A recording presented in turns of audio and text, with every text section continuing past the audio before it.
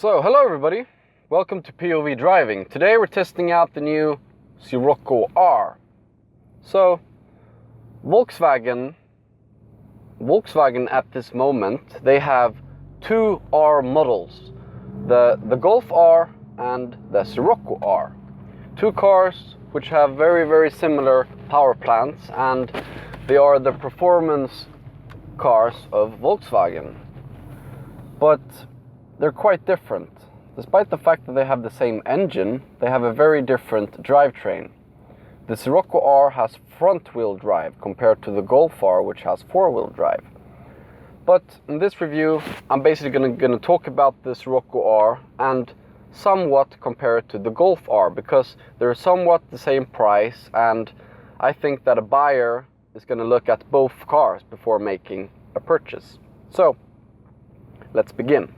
Volkswagen took the Golf R in the factory, they put a big hammer, boom, and made the car wider and lower. So it looks more sporty, faster, more aggressive. And I really think they have done a good job with the exterior looks, because it turns head more than the Golf R, despite the fact that that was yellow, which was the most undiscreet car in the world. This is blue, racing blue with black wheels. It's more of a good looking car. And then they made a conclusion to make the car front-wheel drive.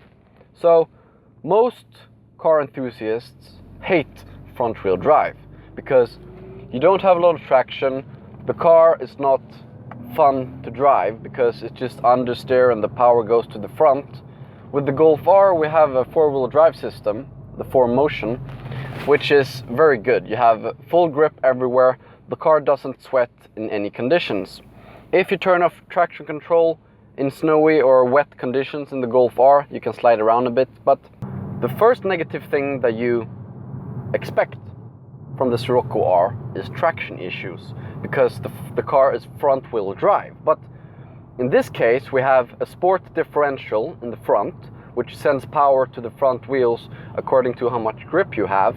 And in combination with quite sticky tires, the Scirocco R puts down the power much more than we expected. You can put your foot down in first gear and the car won't wheel spin. If you do launch control from a standing still, then you might have to use some throttle control to get a good launch. But exiting corners or just driving the car quite hard, you don't experience any understeer or any wheel spin at all.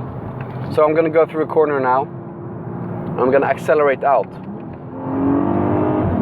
No understeer, no nothing. So let's speak a bit about the engine. So the engine, it's a 4-cylinder turbocharged 2-liter engine which produces 280 horsepower.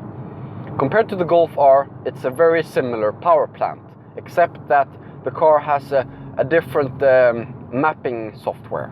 I'm not sure what the word is, but I know they have some ECU changes.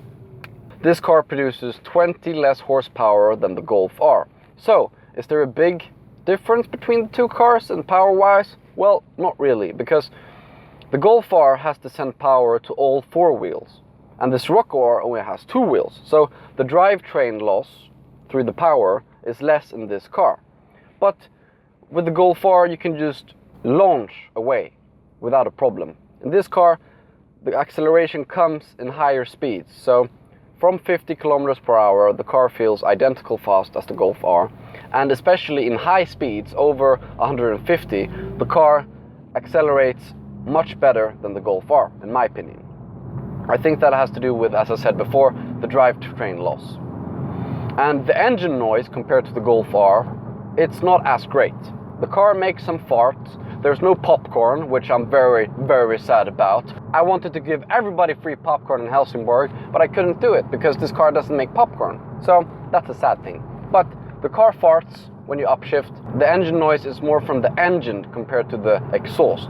In the Golf R, the car was really loud from the exhaust. And with the Golf R, they put in sound through the speakers. They have not done this with the Scirocco R, and I think that's a good thing, because you get a real taste of the engine noise. The engine noise from the front, like the actual engine noise, not from the exhaust, but from the engine, it's very good. You can hear the turbo spool up.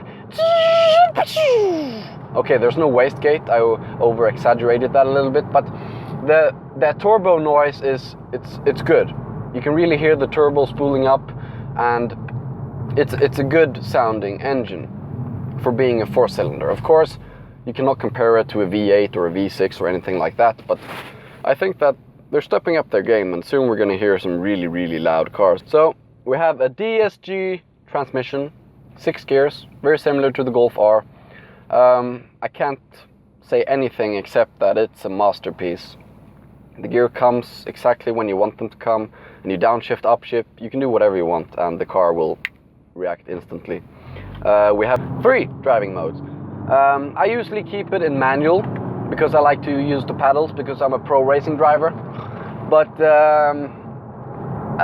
it's a really fun car to drive, especially when you have good traction, which you do in this car. You sit a bit lower. These bucket seats are very good. They keep you in place even though you're going fast around corners. We have a big turbo gauge that shows us how much bar the turbo is running, so you feel like a racing driver, definitely. And as I said before, you sit really low in the car, and the suspension is quite rough. It's very similar to the Golf R, so you feel really planted going through corners. But even though on the highway the car is very comfortable to drive, so for being a sports car and the racing car from Volkswagen, the car handles really good on the highway. But in corners, it's so planted, no understeer, no oversteer. It's like a go-kart. I said that the Golf R was like a go-kart. This is also like a go-kart because it's so direct with the steering, and the suspension is so stiff, but not too stiff, but it's so stiff that you can really predict where the car is going to go. So it gives a lot of driver's confidence, also like the Golf R. So you can have a lot of similarities between the Golf R and the Scirocco R. Only thing that makes the car very different, it is the front wheel drive. But I think that the driver can engage more with the driving. The Golf R is like a PlayStation, and the Scirocco R is like a Game Boy.